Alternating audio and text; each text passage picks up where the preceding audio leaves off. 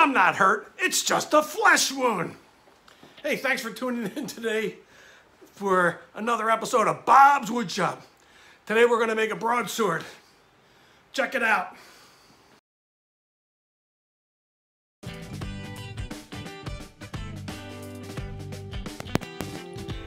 I'd like to first say the inspiration for this project came from James King out in Denver. He's a great guy and is a fantastic teacher. Please check him out.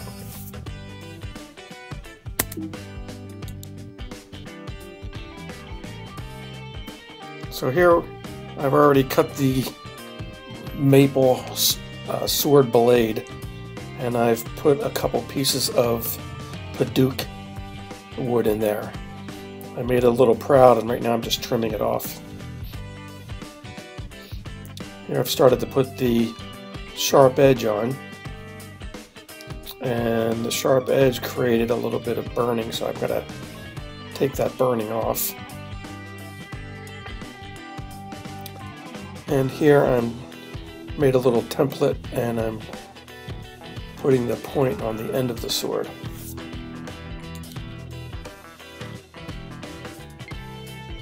So from there I'm just going over the bandsaw and cutting up the point off. And I'm going to go over to the sander and sharpen it up. See, the end is still roughly 3/4 of an inch thick, and I have to thin it down. Again, do this on the sander. I've eliminated a lot of the sanding video here.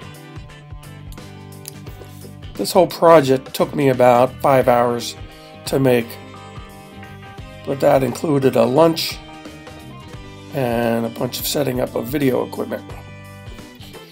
So I think start to finish, I could probably get this done in about 3 hours. Here I'm cutting a piece of leopard wood for the guard. The guard on a sword is actually called a rain guard or a guard. I didn't know that until just about 20 minutes ago. And now that I've got all the burn marks off the maple, now I'm just cutting a shoulder where the guard is going to fit into. Here, now that I've got these little wedges on top of the handle, and now I'm cutting it to final width. And here I'm gluing up the guard. This is actually a couple pieces of leopard wood, and the slices in the middle are purpleheart. These are exotic wood, so I had to clean them off with acetone first. And here's what the glue up looks like, top to bottom and side to side. From there, while that's drying, I went over and started working on the pommel. The pommel's the big round end on the end. You notice here when I'm turning, I'm not moving my hands, I'm moving my weight left and right. It's not to make my waist nice and thin, it's just to get a nice clean cut on the lathe. So here I'm just marking the lines on the pommel, and I got to take it over to the bandsaw and cut it out so it fits the handle perfectly.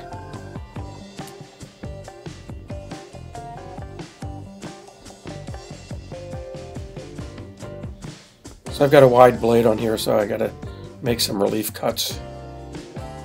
Of course, keeping my fingers away, got my blade guard on. And then that's the pommel there. Don't be too impressed, I actually had to sand the handle just a little bit in order to make that fit perfectly. Now I need the other sides of the pommel, and I'm using a piece of spalted maple, going back over to the lathe, and basically I'm just cutting this to the exact diameter of the faceplate, which is a 3-inch faceplate. Ooh, look at that. Okay, and decorate a little bit, I'm putting a little bead on the end. This is different than what James King did. You really got to go check out his video. His video is about a half hour long if you're really interested in making one of these. So that little piece of plywood is my template. I only really needed to make 1/2 of the guard, and I could not see the pencil line on the wood because it was so dark on this leopard wood.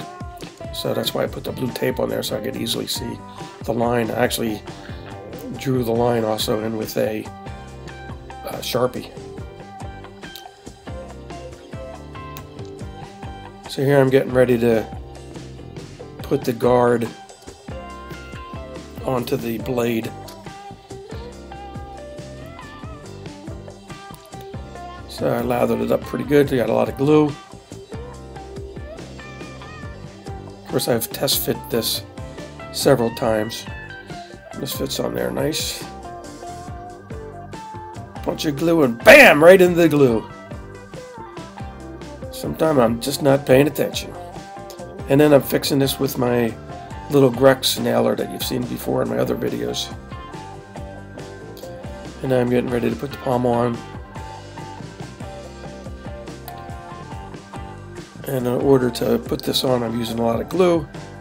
And I'm about to pick up the Grex nailer again. It's actually a little pin nailer.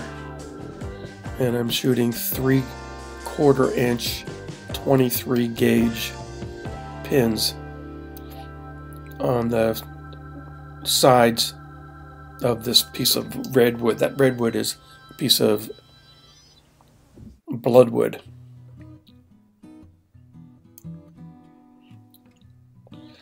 So I like mixing up these different colors, woods, and the top and the bottom is made of spalted maple.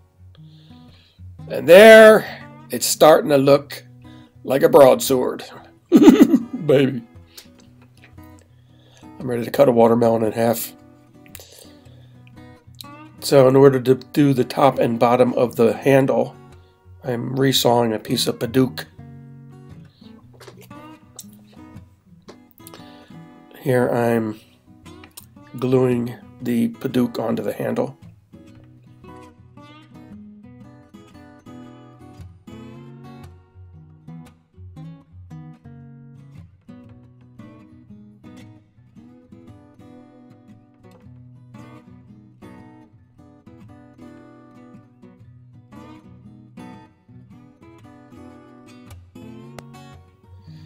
Okay, for a finish, I'm going to put numerous coats of lacquer on here. It was actually kind of rain damp day, and you really shouldn't put lacquer on a day like this, but I had the heater on in the garage when I started doing this.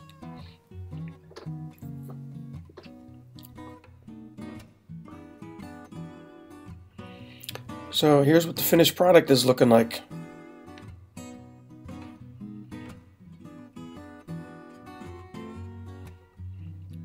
I'd say that's mighty nice looking. Here's a part where James have a tip.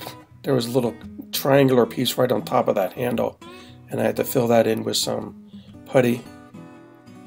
And that's my spalted maple, paduka, regular maple, hard maple, and the handle is made out of leopard wood.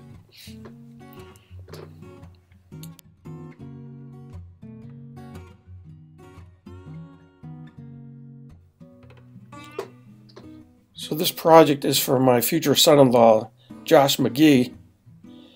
And you guys know the drill. Don't forget to like, comment, and subscribe. Tell your friends about my channel. I'd really appreciate it. Again, thanks for spending part of your day with me. Goodbye. Have a great day.